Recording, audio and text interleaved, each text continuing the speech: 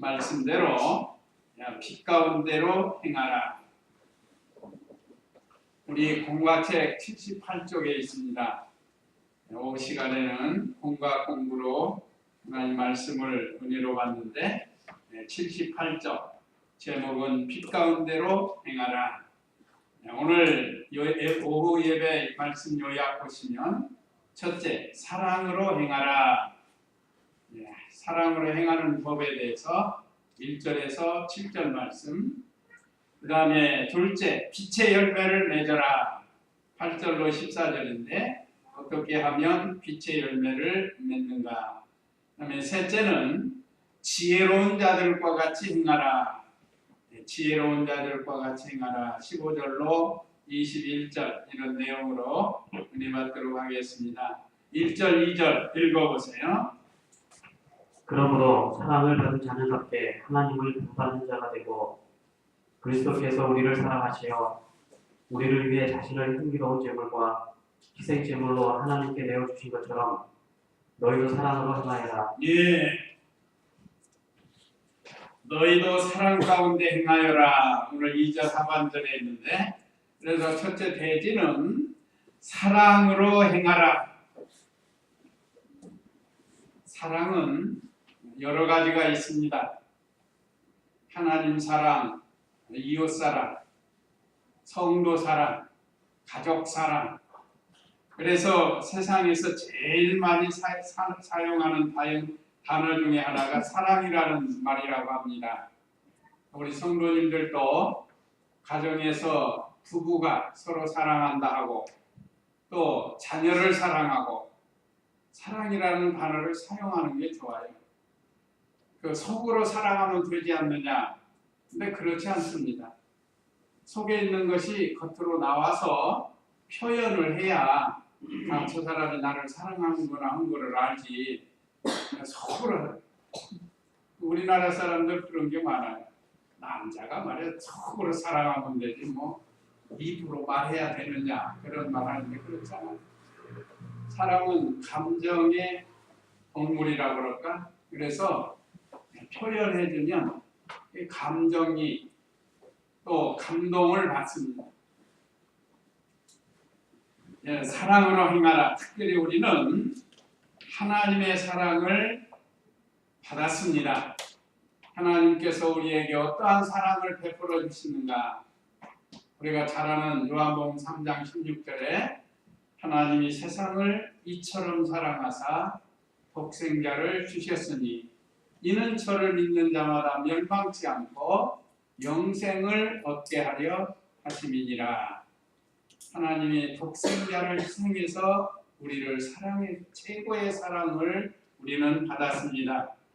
우리도 하나님을 사랑하고 또 다른 사람을 사랑해야 됩니다. 우리 성도는 하나님의 사랑을 받았고 하나님의 사랑의 대상자인 자녀가 되었습니다. 하나님은 특별히 우리 성도, 자녀가 된 성도를 사랑하십니다. 그래서 사랑으로 행하라. 첫째는 하나님과 예수님을 본받아야 한다 그랬습니다. 하나님과 예수님을 본받아라. 우리 공과책에는 하나님을 본받아라 첫째 소재 이렇게 기록했는데 오늘 1절에 보면 그러므로 사랑을 받은 자녀답게 아까 말씀드린 것처럼 우리는 하나님의 사랑을 받았다. 그래서 이제는 그 사랑, 하나님의 사랑을 본받는 자가 되라. 본받는 건 예수 그리스도를 우리에게 내어주신 그 사랑. 그래서 하나님의 사랑을 본받는 자가 되라. 하나님은 원수된 우리를 사랑해 주셨습니다. 아들 예수님을 화목제물로 삼으셔가지고 우리를 사랑해 주신 거예요. 하나님이 이렇게까지 사랑을 나타내 주셨는데 만약에 예수님을 믿지 않고 하나님의 사랑을 받지 않는다고 하면 그 사람은 심판을 면할 길이 없겠죠. 오늘 저와 우리 성도님들은 이 사랑을 받았기에 우리도 하나님을 사랑합니다. 뿐만 아니라 이 사랑을 가지고 이웃도 사랑해야 된다. 우리 지난 시간에 배운 4장 15절 한번 읽어보세요. 4장 15절. 오히려 사랑 안에서 진리를 바라보러 모든 일에 그분에게까지 자라나야 한다. 그분은 머리시니 곧 그리스도이시다. 예, 여기 오늘 그분에게까지 자라나야 한다. 이게 하나님을 본받는 자가 되는 거예요. 자, 우리 하나님은 영원하신 분, 무한하신. 그래서 우리도 하나님의 사랑이 무한히 자라날 수가 있어요. 우리의 머리는 예수님이십니다. 우리의 머리가 되시는 예수 그리스도. 그래서 예수님께서 자신을 희생해서 우리를 사랑해 주시고 하나님께서는 아들도 희생시켜서 사랑해 주신 것처럼 우리는 이 사랑을 받았으니까 우리도 사랑해야 된다는 거예요. 그래서 2절에 그리스도께서 우리를 사랑하시어 우리를 위해 자신을 향기로운 제물과 희생 제물로 하나님께 내어주신 것처럼 너희도 사랑 가운데 행하여라. 그래서 신앙의 선진들 중에는요, 하나님 사랑해서 자신을 희생하는 그런 선진들이 있어요.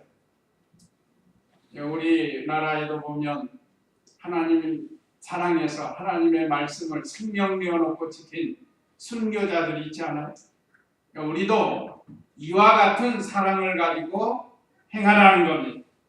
그 다음에 참으로 하나님을 사랑하면 3절에서 5절 읽어보세요. 음행과 온갖 더러운 일과 탐욕의 말은 너희 중에서 입 밖에도 내지 마라. 이것이 성도에게 합당한 길이다. 더러운 말과 어리석은 말과 희롱의 말은 마땅하지 않으니 오히려 감사의 말을 하여라. 너희는 이것을 분명히 알아라. 음행하는 자나 더러운 일을 행하는 자나 탐심을 품은 자, 곧 우상 숭배자는 다 그리스도와 하나님의 나라에서 유업을 얻을 수 없다. 예, 탐욕과 말과 우상을 조심해야 한다. 여기 3절에서 5절 둘째 소지를 이렇게 요약을 했습니다. 오늘 3절 말씀에 보면 탐욕에 대해서 나옵니다. 음행과 온갖 더러운 일과 음행하는 일은 더러운 일이고 또 그 외에도 더러운 일들이 많이 있습니다. 탐욕의 말은 너희 중에서 입 밖에도 내지 마라. 사람이 탐심, 탐욕, 욕심 이거 다 같은 건데 이것을 버려야 돼요. 여기 더러운 말은 어리석은 말이라고도 할 수 있습니다. 이건 불신앙적인 말이에요. 하나님이 없다. 이거 어리석은 자라고 했어요. 하나님이 계시는데 안 계신다고 한다. 내 부모가 계시는데 부모가 없다. 만약에 그러면 그건 얼마나 어리석은 사람이에요. 나 집에 아버지가 분명히 계시는데 나 우리 아버지 없다 하고 사는 거 그와 같은 거예요. 하나님이 없다고 하는 것은 어리석은 자라고 했습니다. 시편 14장 1절에 어리석은 자는 그 마음에 이르기를 하나님이 없다 하도다 그랬어요. 그게 어리석은 자예요. 오늘 저와 우리 성도님은 하나님이 없다고 부인해 본 적이 없을 거예요. 하나님 계시죠? 하나님 계신 걸 우리는 믿는 거예요. 그런데 어리석은 자는 하나님이 없다고 하고 또 불신앙적인 막말을 하고 사람이 살면서 선한 말 하기도 부족한데 그저 입만 열면 거짓말하고 욕하고 하는 사람이 있어요. 짜증내고. 이것은 하나님 보실 때 우리 성도들이 하면은 안 돼요. 그래서 4절에 보면 더러운 말과 어리석은 말과 희롱의 말은 마땅하지 않으니 오히려 감사의 말을 하여라. 욕심 부리는 거, 더러운 일, 그건 입 밖에도 내지 말고 더러운 말, 어리석은 말, 희롱의 말, 말로 죄짓는 게 많아요. 말로.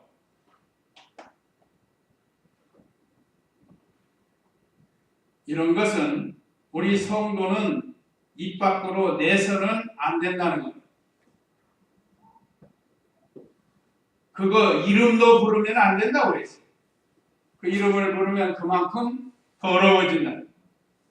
뭐 음란, 패설, 뭐 얼마나 상대방을 악평하고 또 우리 기독교에 대해서 악평하고 이단들이 그렇게 많이 해요. 이거 얼마나 어리석어. 우리 성도는 그렇게 하지 말고 오히려 하나님 은혜에 감사하는 말을 해야 된다고 그랬죠? 오히려 감사의 말을 하여라. 그래서 우리 성도는 어디 가든지 감사합니다, 감사합니다 하는 게 좋아요. 아까 우리 방에서 식사하시고 나니 어떤 사람이 그렇게 성격이 못해가지고 같이 일하는 사람들을 함부로 말을 하고, 오늘 우리 성도님들은 말로 죄를 짓지 않도록 해야 돼. 덕이 되는 말, 감사하는 말, 은혜 되는 말, 얼마나 좋아요.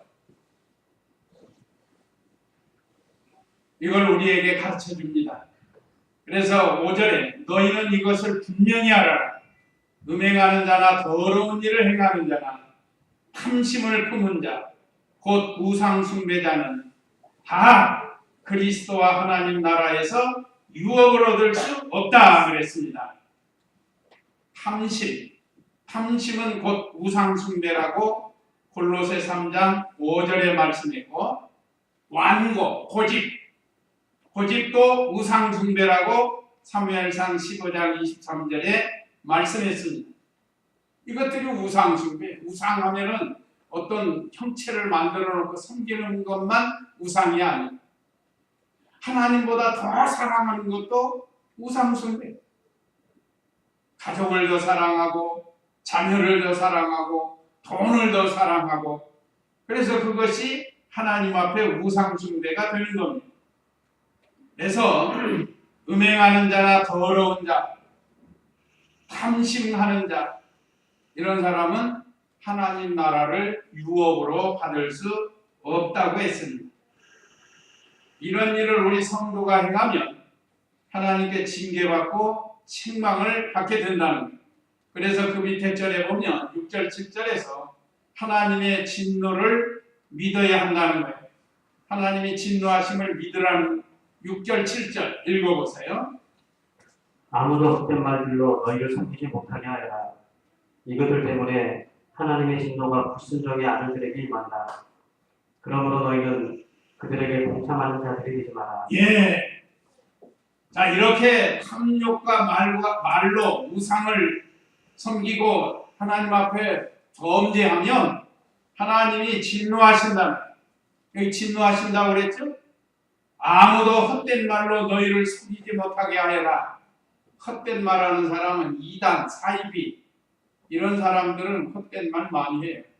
옳지 않은 말, 속이는 말, 사기꾼들도 그렇죠. 거짓말 중에 제일 새빨간 거짓말이 뭐라고 그랬죠? 하나님이 없다고 하는 거예요. 천당이 없다. 그건 다 소속되는 건데 거기까지. 심판이 없다. 지옥이 없다. 그 새빨간 거짓말이에요. 천국이 있고 지옥이 있다고 하나님께서 말씀하셨는데 피조물인 인간이 없다는 거예요. 뭘 꼭 경험해봐야 아는 게 아니에요. 아까 우리 판에 나온 아이도 그런 말을 뭘 꼭 보고서 믿는 게 아니라는 거예요. 안 보여도 있다는 걸 믿을 수가 있다고 한 거예요. 우리가 숨 쉬는 공기 뭐 보여서 믿는 게 아니에요. 우리가 사는 거 보니까 공기가 있고 산소, 우리가 꼭 눈에 보이는 것만 믿는 게 아닙니다. 보이지 않는 것도 믿어요. 하나님과 하나님의 나라, 눈에 보이지 않지만 하나님이 분명히 있다고 말씀의 기록에서 가르쳐줍니다. 뭘 예를 들었더라 그렇게 하고 뭐 예를 들어가지고 얘기하던데.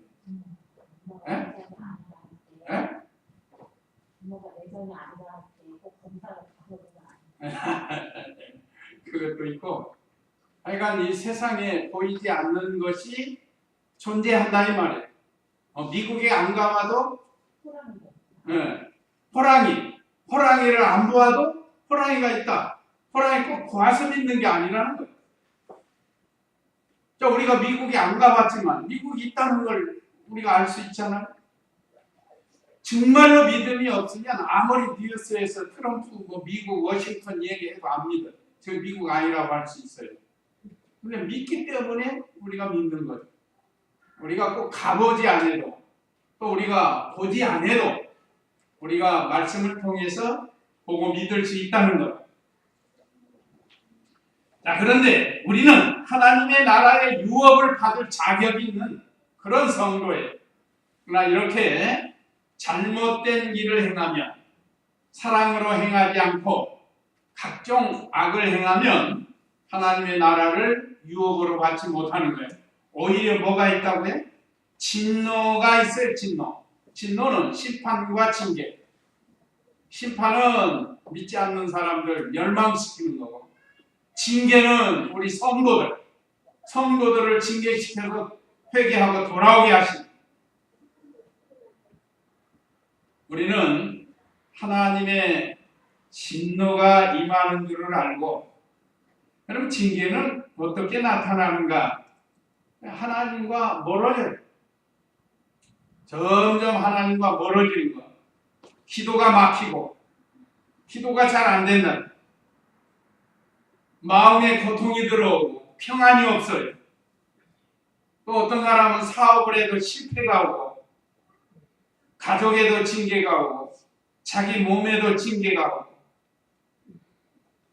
그렇기 때문에 하나님은 심판도 하시고 징계도 하십니다.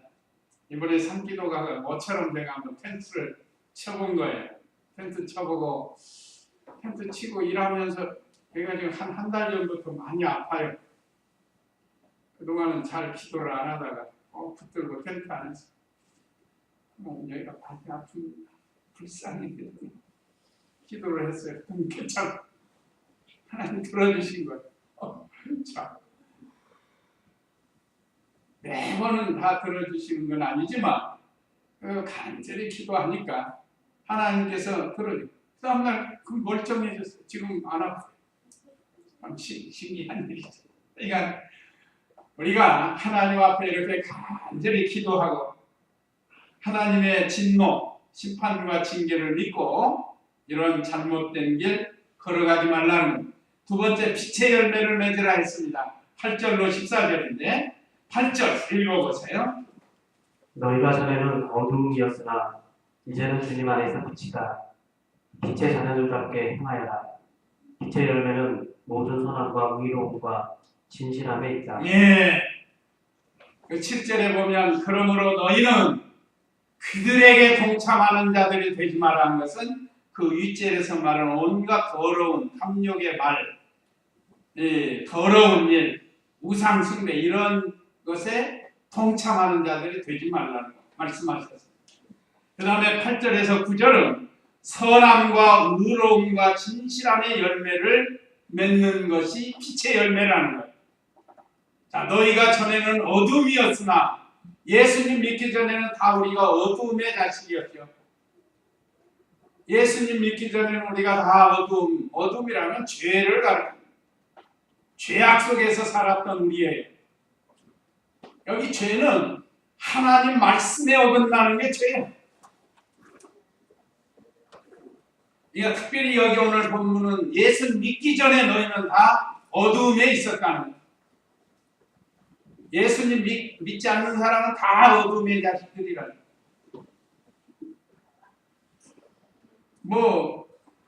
듣기 싫어도 할 수 없는 거예요, 그거. 그냥 하나님 말씀이니까. 예수님 믿어야 빛의 자녀가 되는 건데. 자, 우리 빛이 좋아요, 어둠이 좋아요? 나 이 생활 속에서도 빛이 좋잖아요. 환하니 밝게 드러나고 일할 수 있고. 어두움은 상당히 어려워요. 요즘은 과학이 발달해서 전기가 많이 있어서 밤에도 밝게 이렇게 보지만 뭐 이 당시 한번 생각해. 이 당시에 무슨 전기가 있겠어요? 겨우 있어봐야 뭐 호롱불 같은 거나 있을까? 자, 오늘 우리 성도는 빛의 열매를 맺어야 되는데 그 첫 번째는 선함입니다. 선함. 선한 일에 힘쓰라. 우리가 예수님 믿기 전에는 영적으로 어두움에서 사는 사람, 아무리 대통령이고 돈이 많은 사람이고 박사라도 예수님 믿지 않으면 그 자체가 어두움의 생활입니다. 우리는 빛의 자녀가 됐어요.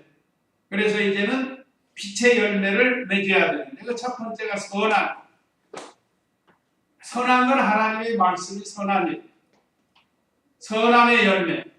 또 의로움. 하나님의 말씀대로 의를 행해 나가는 겁니다. 또 진실함. 우리 성도는 진실해야 된다는 거예요. 얼마 있으면 드러날 거짓을 행하지 말고 늘 진실해야 된다. 우리 성도에게 중생한 영이 있는데 이것이 빛입니다. 우리에게 말씀으로 조명해서 거듭나게 한 이 새 생명, 중생한 영이 빛이에요. 그래서 이 중생한 영은 우리 옛사람, 어둠의 사람을 비춰주는 거예요. 그래서 우리가 하루하루 이게 옳은가 그른가 그걸 깨닫게 해요. 하나님의 말씀을. 그래서 빛으로 어두움을 밝혀나가야 돼요. 그래서 어둠의 길을 걸어가지 말아야 돼요. 특별히 우리 성도는 이제 빛으로 다른 사람들에게 나타내야 된다는 겁니다. 우리가 잘 아는 마태복음 5장 4절 한번 우리 같이 화면 띄워서 같이 마태복음 5장 4절 말씀. 왜 그렇게 나오니? 14절 미안합니다. 14절 말씀. 예, 같이 한번 읽어보겠습니다. 시작. 너희는 세상의 빛이라 산위에 있는 무소속의 숨길 수 없다. 예, 너희는 세상의 빛이다. 산 위에 있는 동네가 숨기지 못할 것이다. 구역에는 그랬는데 동네가 숨기지 못해. 요즘도 높은 데서 빛을 착 비치면 다 드러나잖아. 예수님이 빛이시고 우리도 빛이라고 했습니다. 그래서 우리가 어디를 가든지 이 빛을 비춰야 돼. 우리 형님이 지금 직장 나갔는데 거기 사람들이 좀 거칠은 모양. 일생 이렇게 목회하고 신앙생활 하다가 그 세상 사람들 그 거친 일 하는데 들어가 보니까 뭐 말로 어렵게 하고 막 거칠래. 그래서 우리 형님 이제 가셔서 빛이 되어가지고 그 사람들에게 빛을 비치면 그 사람들도 오죽해질 수 있는 아마 그거 하라고 보내신 것 같아요. 그래서 가서 앞장서서 선한 일을 하고 있는 이게 바로 빛이란 거예요. 빛의 열매를 맺을 뿐만 아니라 다른 사람에게 빛을 비춰주는 거예요. 오늘 우리도 이와 같은 일을 해야 됩니다. 자, 너희가 전에는 어둠이었으나 이제는 주님 안에서 빛이다. 예수님 믿으면 새로운 빛을 받는 겁니다. 빛의 자녀들답게 행하여라. 옛날에는 술 먹고 거짓말하고 욕하고 싸우고 했던 사람이 예수님이 빛이 들어와가지고 그냥 그걸 끊어버립니다. 술 먹고 담배 피고 거짓말하고 싸우고 욕하고 이런 것들을 다 끊어버리고 변화의 새 사람 되는 겁니다. 그러면 여기 오늘 9절에 빛의 열매는 모든 선함과 우려움과 진실함에 있다. 이 열매를 맺히는 거예요. 그 외에도 우리가 성령의 9가지를 열매했어요. 사랑과 희락과 화평과 오래 참음과 자비와 양선과 충성과 온유와 절제. 이 9가지 성령의 열매를 또 맺힐 수 있어요. 이거 하라는 겁니다. 빛의 열매를 맺으라는 거예요. 그 다음에 10절 읽어보세요. 주님을 기쁘시게 할 것이 무엇인지 분별하도록 하여라. 너희는 열매 없는 어두움의 일들에 참여하지 말고 오히려 그것들을 책망하여라. 그들이 은밀히 행하는 일들은 말하기조차 부끄럽다. 그러나 책망을 받는 모든 것들이 빛에 의해 드러난다. 예, 주를 기쁘시게 하고 어둠의 일을 버리라는 거예요. 이것이 빛의 열매를 맺어 나가는 겁니다. 자, 주님을 기쁘시게 할 것이 무엇인지 분별하도록 하여라. 주님을 기쁘시게 하는 방법은 믿음 지키는 거예요. 믿음이 없이는 하나님을 기쁘시게 하지 못하나니, 히브리서 11장 6절에 그랬죠. 믿음이 있어야 하나님을 기쁘시게 해드릴 수 있습니다. 믿음은 하나님과 하나님의 말씀을 믿는 거예요. 그래서 주님을 기쁘시게 해드리는 생활을 해야 된다는 거예요. 잘 분별을 해서 너희는 열매 없는 어둠의 일들에 참여하지 말고 오히려 그것들을 책망하여라. 열매 없는 어둠의 일에 참여하지 말라 그랬습니다. 어둠의 일을 하는 건 열매가 없어요. 우리가 빛의 열매를 맺어야 되는데 어두움에서 죄악 중에서 일을 행하면 그건 열매를 맺지 못해요. 오히려 그것을 책망하여라 그랬는데 그렇다고 해서 다른 사람 가가지고 막 책망하는 그런 건 조심해야 됩니다. 책망을 해야 할 사람이 있고 해서는 안 될 사람이 있어요. 직장에 가가지고 먼저 있는 자기보다 높은 사람 잘못했다고 막 책망하면 오히려 그 역효과가 나타나요. 여기서 책망이라는 건 그런 뜻이 아니고 믿음으로 받을 수 있는 사람은 책망을 해요. 그래서 그 전에 학교 다닐 때도 보면 그 교수하시는 이병규 목사님이 똑같이 지각을 했어도 어떤 사람은 내버려 둬요. 근데 어떤 사람은 되게 책망해요. 그게 왜 그런가? 그 사람은 책망해도 받을 만한 사람이기 때문에 그렇습니다. 이거 받지 못할 사람, 시험 들어가지고 튕겨나갈 사람, 그런 사람은 책망하는 게 아니에요. 이건 깨달을 때까지 놔두는 거죠. 그래서 우리는 그것들에 참여하지 말고 오히려 그 자체를 내 심령에서 책망을 해야 돼. 그들이 은밀히 행하는 일들은 말하기조차 부끄럽다. 요즘 부끄러운 일들 많이 하죠, 사람들. 그게 막 드러나는데. 그러나 책망을 받는 모든 것들이 빛에 의해 드러난다. 아무리 숨어서 은밀히 하고 책망받을 일, 이 빛이 나타나면 다 드러난다는 거예요. 어거스틴이 방탕의 생활하다가 회심하고 우리 기독교사의 성자가 된 어거스틴이 깨달은 말씀이 있습니다. 이번 10월 30일이 종교개혁, 그건 루터가 하는 일이지만 그러니까 이 어거스틴이 종교개혁을 많이 한 사람이거든요. 한번 로마서 13장 13절 14절 한번 읽어보세요. 낮에 행동하듯이 단정히 행하고 방탕과 술 취함과 문난과 허색과 다툼과 시기를 멀리하고 오직 주 예수 그리스도로 옷 입고 정욕을 위하여 육신의 일을 도모하지 마라. 예. 어거스틴의 어머니는 모니카잖아요. 모니카 유명하죠.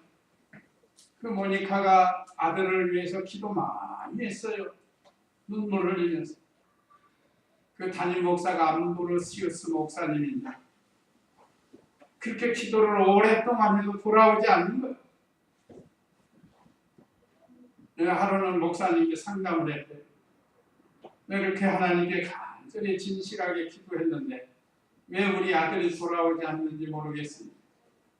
그러니까 그 목사님께서 눈물의 기도의 자식은 결코 망하지 않습니다 하고 말씀해 주셨대요. 그랬더니 얼마 안 가가지고 어거스틴이 18살에 창녀하고 잠을 자가지고 애도 낳고 만기에 빠지고 아주 형편없이 타락을 했다. 어머니는 교회 좋은 집사님이 권사님이고 있는데 그런데 어느 날 길을 가는데 애들이 고무줄을 걸리면서 고무제비 하는 거 있잖아요. 줄넘기인지 고무제비인지 이걸 가지고 노래를 하더래. 뭐 어떻게 노래를 했는지는 모르는데 낮에 행동하듯이 단정히 행하고 방탕과 술 취함과 음란과 호색과 다툼과 시기를 멀리하고 오직 주 예수 그리스도로 옷 입고 정욕을 위하여 육신의 일을 도모하지 마라 하는 이 내용으로 노래를 하면서 애들이 놀더래. 그 말씀이 깨달아져가지고 변화의 새 사람 돼가지고 우리 기독교 사회의 성자가 되었습니다. 그러니까 지금 우리 자녀들이 혹시 잘못됐다 할지라도 꼭 기도해주고 하나님 말씀 전해주고 그러면 하나님께서 어거스틴처럼 깨닫고 돌아오게 합니다.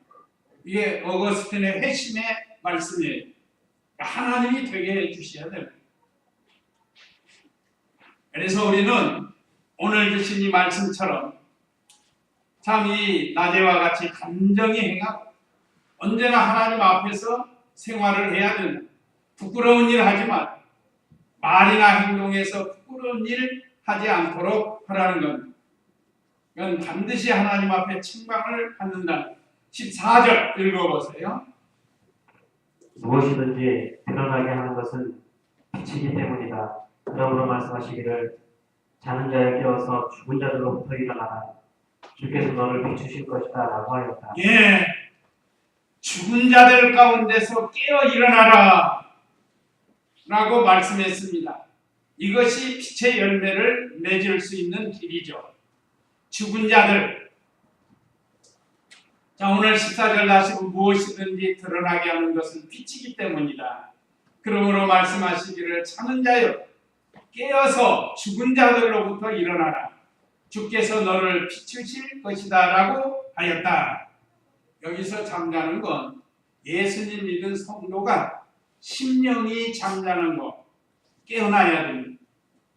믿는 일이 잘 안 되고 자꾸 되돌아가고 중단하고 진보가 없다는 이것이 신앙의 잠을 자는 사람입니다. 왜냐하면 심령의 역사가 죽은 것을 가르쳐요. 자, 이렇게 잠자는 심령이 깨어 일어나야 된다. 오늘 저와 우리 성도님들도 내가 지금 그걸 볼 수 있잖아요. 어느 부분에서 심령의 잠을 자고 있는가. 깨어서 일어나야 된다. 일으켜야 된다. 육신 중심으로 기울어지고 세상 중심으로 기울어지고 이 영적 세계로 돌아오지 않는 것. 이제 돌아오라는 것. 그것이 깨어있는 삶. 생명의 역사가 있는 삶이라.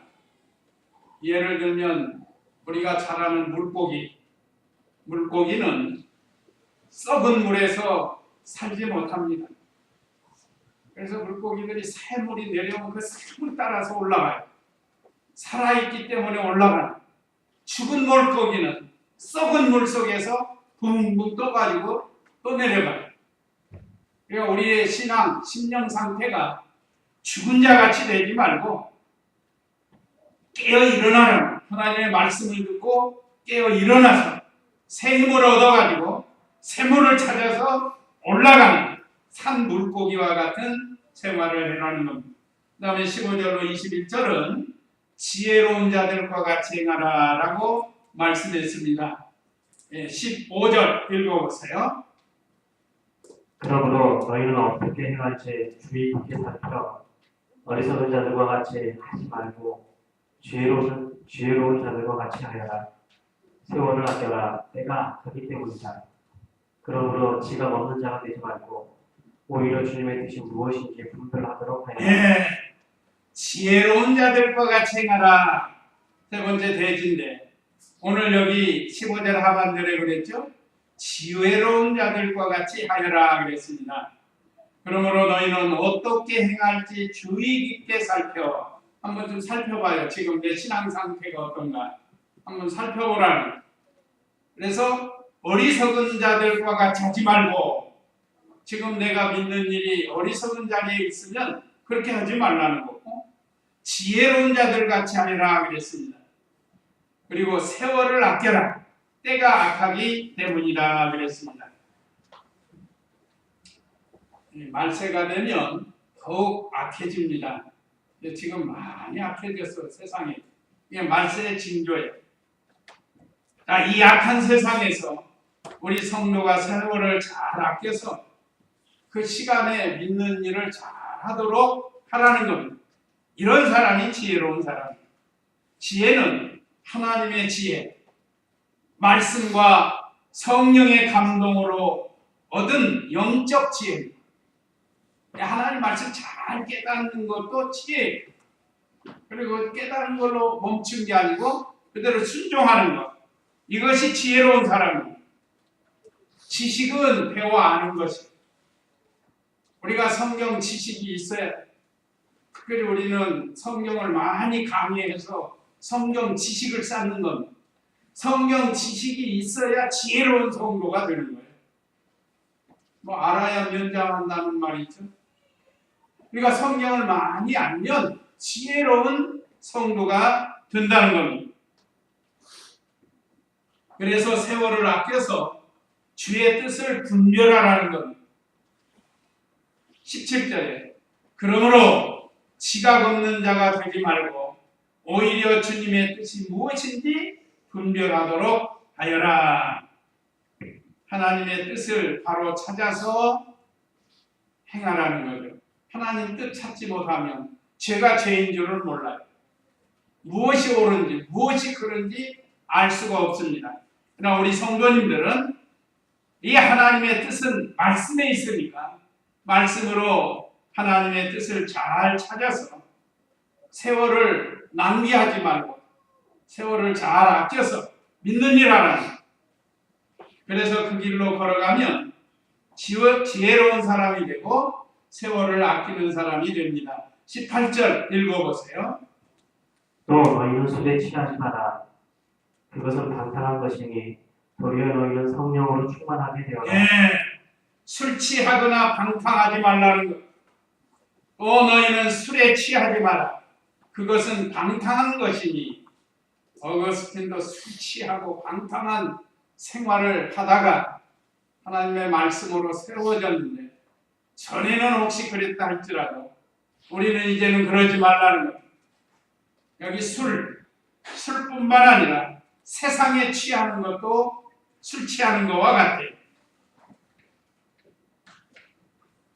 우리 성도는 술 마셔서는 안 되고 또 세상에 취해서도 안 된다는 거예요. 세상에 도취돼서 사는 사람 많아요. 또 방탕한 사람도 있습니다. 술 먹으면 방탕하게 돼요. 그래서 술에 취해서 방탕한 이 일을 하지 말라. 이건 성도가 해야 할 일이 아닙니다. 도리어 어떻게 하라고요? 성령에 충만하게 되어라. 성령으로 충만하게 되어라 그랬습니다. 성령 충만. 성령 충만은 다른 게 아니에요. 하나님 말씀대로 사는 것이 성령 충만한 것. 무슨 뭐 방언이나 하고 무슨 뭐 이상한 행동을 해야 성령 충만이 아니고 참으로 성령 충만한 것은 하나님의 말씀을 순종하는. 그래서 늘 성령 충만하게 산 분이 있어요. 그분이 누구게요? 예수님이에요. 예수님은 늘 성령 충만하게 사신 분이에요. 그분이 뭐 어디 가서 막 강언하고 막 그런 거 아니에요. 하나님의 말씀대로 살려고 하나님 말씀대로 순종하는 것이 성령 충만한 생활입니다. 그러려면 성령의 인도와 주장을 잘 받아야 되고 그 성령은 우리를 어디 가운데로 인도해요? 이 진리 가운데로 인도합니다. 진리 순종하는 거예요. 다시 말해. 하루하루 생활 속에서 성령으로 충만하게 되라고 했습니다. 19절 읽어보세요. 시와 찬미와 영적인 노래들로 서로 화답하고 너희 마음으로 주께 노래하고 찬송하며 모든 일에 항상 우리 주 예수 그리스도의 이름으로 하나님 아버지께 감사드립니다. 예. 신령한 노래로 서로 화답하라고 했습니다. 시와 찬미와 영적인 게 신령한 노래들로 서로 화답하고 중생한 영이 성령으로 부르는 노래. 그러니까 우리 찬송가는 신령한 노래예요. 신령한 노래인데 그 중생한 영이 그 깨달으면서 찬송을 해야 됩니다. 또 너희 마음으로 주님께 노래하라고 했습니다. 너희 마음으로 주께 노래하고 찬송하며 그랬습니다. 하나님께서 우리의 마음을 주장하시고 찬송할 수 있도록 했습니다. 몸은 마음이 지배하고 마음은 영이 지배하는. 그래서 영이 우리의 마음을 지배해서 몸으로 노래를 하는 겁니다. 중생한 영에서 나오는 노래가 찬송이에요. 세상 사람이 부르는 노래하고는 다른 노래입니다. 신령한 노래, 영적인 노래. 근데 찬송은 감사함으로 해야 돼. 감사함으로.